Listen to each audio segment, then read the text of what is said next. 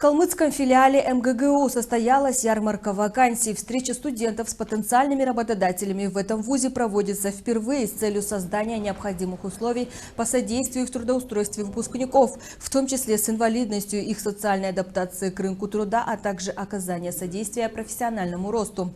Представители 15 министерств, ведомств и учреждений республики ознакомили будущих специалистов с имеющимися вакансиями, рассказали о своей основной деятельности, перспективах развития, условиях работы и требованиях, которые сейчас выдвигает работодатель к специалистам.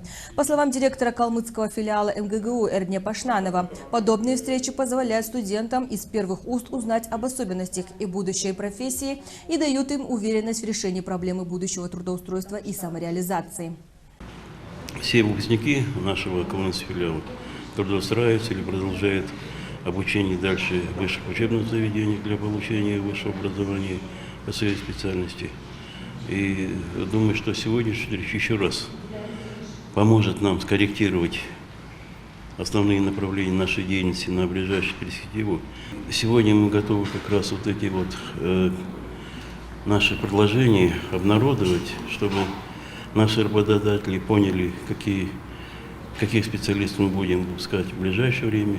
Возможно, они нам подскажут, какие специалисты нужны для народного хозяйства республики в ближайшее время. И также будем принимать во внимание те предложения, которые сегодня поступят.